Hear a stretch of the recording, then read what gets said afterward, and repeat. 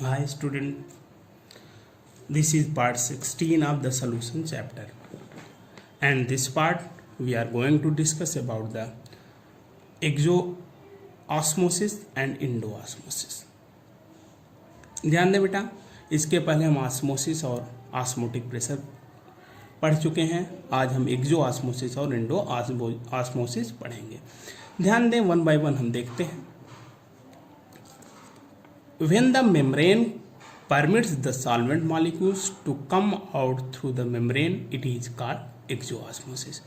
मतलब ध्यान रखिए, मेम्ब्रेन किसको अलाउ करता है, परमिट करता है? सॉल्वेंट मॉलिक्यूल्स को to come out through the membrane, membrane से वो कम आउट हो सके, तो इसे एक्सोऑस्मोसिस कहते हैं। Just opposite, when the membrane permits the solvent molecule to enter inside, अब तक बाहर आने के लिए जब परमिट करता है तो वह एक्सोऑस्मोसिस, और इंटर इनसाइड की बात करता है तो इंडोऑस्मोसिस होता है। ध्यान रहे। अगला टर्म है बेटा रिवर्स ऑस्मोसिस। ध्यान रखें, नेम से ही कन्फर्म है, रिवर्स ऑस्मोसिस होता है ऑस्मोसिस का जस्ट अपोजिट। ऑस्मोसिस में जो प्रोसेस होते थे उसका उल्टा रिवर्स ऑस्मोसिस। देखें, reverse osmosis is the process of forcing a solvent from a region of high solute concentration through a semi-permeable membrane to a region of low solute concentration by applying a pressure in excess of the osmotic pressure.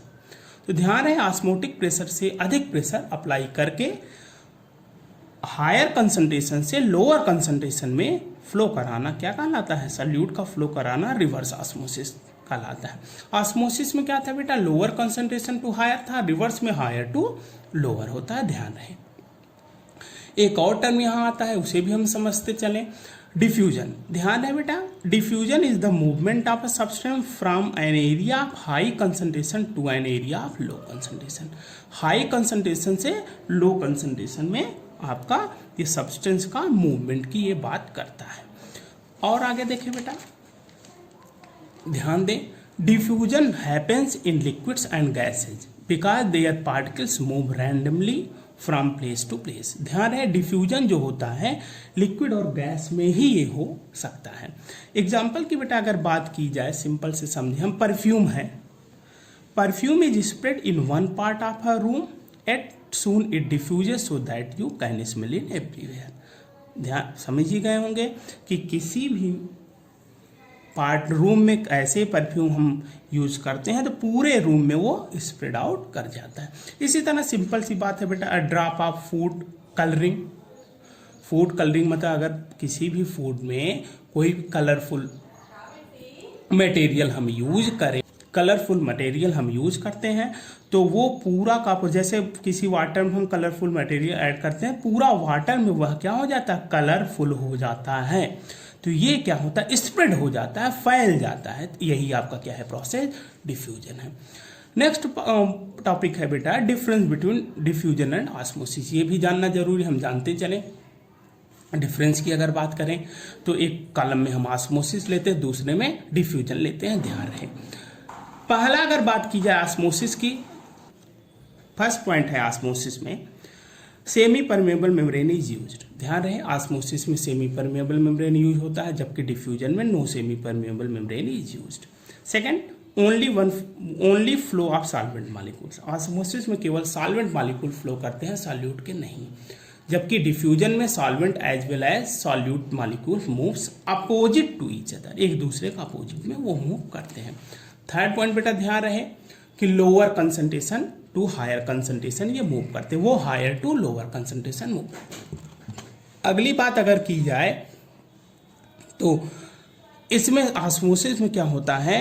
केवल solutions work करता है, जबकि diffusion में takes place in gases as well as solution. ये osmosis का process solution phase में ही work करता है, जबकि डिफ्यूजन जो होता है गैस और सॉल्यूशन दोनों में वर्क करता है। अगली अगर बात की जाए तो ऑस्मोसिस को हम रोक सकते हैं, स्टॉप कर सकते हैं या रिवर्स कर सकते हैं, जबकि diffusion it can not be stopped और रिवर्स, न स्टॉप हो सकता है न रिवर्स हो सकता है। ये तो डिफरेंस था ऑस्मोसिस और डिफ्यूजन में।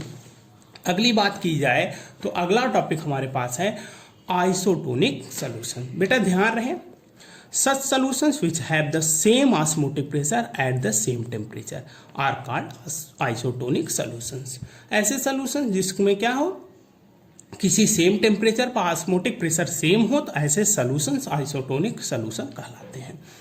ध्यान दें बेटा, molar concentrations of isotonic solutions for non electrolytes, ध्यान रहे, for non electrolytes are same होते हैं मोलर कंसंट्रेशन नॉन इलेक्ट्रोलाइट की। अगर हम मोलर कंसंट्रेशन दो नॉन इलेक्ट्रोलाइट के मान लें, एक का Na/Va, दूसरे का Nb/Vb। Na क्या है, नंबर ऑफ मोल्स, V क्या है, वॉल्यूम है, इसी तरह n यहाँ भी number of moles of V, volume of V। ध्यान है, जब दोनों के मोलर कंसंट्रेशन सेम है तो हम इक्वल कर दें, तो Na/Va equal to Nb/Vb। Number of moles की जगह हम वेट अपॉन मॉलिक्यूलर मास रख दिए, तो ये फार्मूला हमारे पास आ गया। ये इस फार्मूले के थ्रू भी न्यूमेरिकल्स हम लगा सकते हैं जब पूछे जाए। तो बेटा ध्यान दें, अगली अगर बात की जाए, अगला टॉपिक है हाइपरटोनिक एंड हाइपोटोनिक सॉल्यूशंस। ये भी जानना जरूरी है। आइसोटोनिक सॉल्यूशंस जब ऑस्मोटिक प्रेशर सेम होते तो आइसोटोनिक सॉल्यूशन कहलाते हैं। सिंपल सी अगर बात की जाए कि ऐसे सॉल्यूशंस, दो सॉल्यूशन जिनमें, ध्यान रखिएगा, जिसका ऑस्मोटिक प्रेशर अधिक होता है उसे हम क्या कहते हैं, हाइपरटोनिक। ध्यान रहे, अगर ऑस्मोटिक प्रेशर अधिक है दो सॉल्यूशंस के, जिसका ऑस्मोटिक प्रेशर अधिक होता, ऑस्मोटिक प्रेशर अगर अधिक है, ग्रेटर है,